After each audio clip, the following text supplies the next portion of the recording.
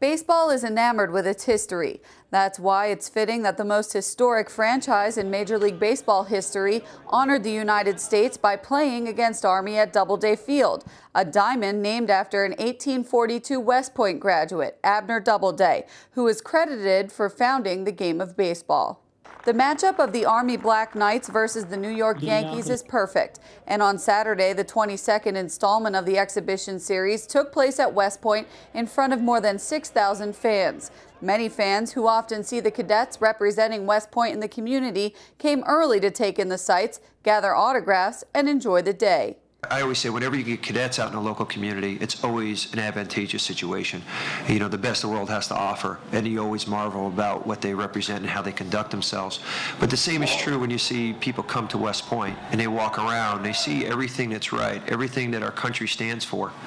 When you walk around, you see the mountains, the valleys, the hills, you see the buildings, you see the cadets, you hear the drums, you hear the, you see the people marching onto the field, you see the flag being, presented. That type of stuff is not just a day, it's a lifetime. And it makes a life. This is a day that we hope makes a lifetime for many people.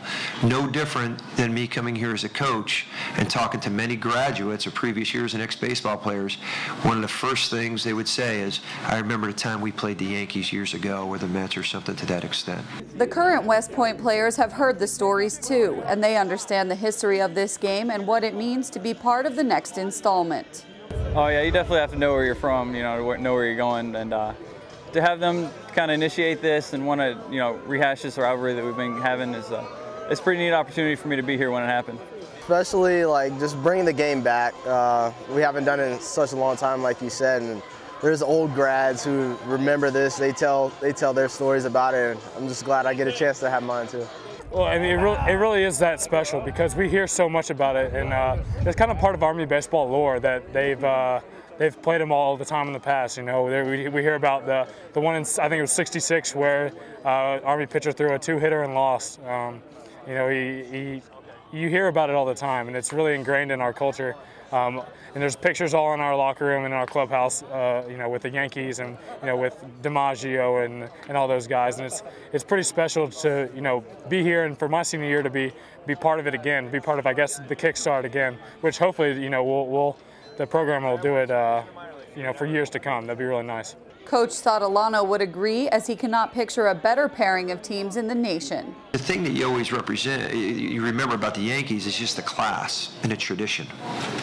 And when you walk around West Point, it's the class and it's tradition. I don't know if you could see a better fit than anywhere else in the country for the New York Yankees to come, the best in their business and what they represent coming to West Point. This is truly a very, very special day.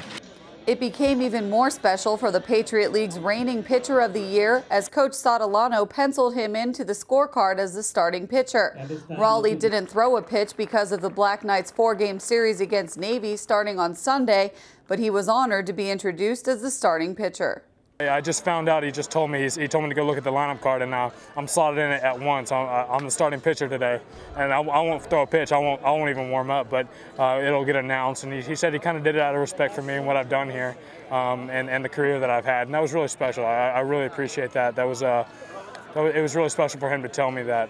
It's definitely something that I can take with me for years to come, and 25 years down the road I can have that lineup card. I was a starting pitcher against the New York Yankees, which is pretty special. The Yankees went on to win 10-5, but the score didn't change what this game meant for both teams. Prior to the game, Mark Teixeira, who did not play because of injury, walked around talking and joking with the cadets during batting practice. Yeah, I mean, he's a really down-to-earth guy, especially like his dad went to Annapolis, so he knew a little bit about the military and everything. It was a really good experience. He said he'll hang out with us later on in the game, so I'm looking forward to that too. He also got the opportunity to see arguably the greatest closer in Major League history, Mariano Rivera, throw out the second of 2 ceremonial first pitches. The Yankees organization also presented Army with a pair of signed seats from the old Yankee Stadium, as well as a $100,000 check. For $100,000 to apply to West Point's general fund. Altogether, it was part of an underlying theme of the day: respect. The respect for the Army, the respect for the Yankees, and the respect for the game of baseball.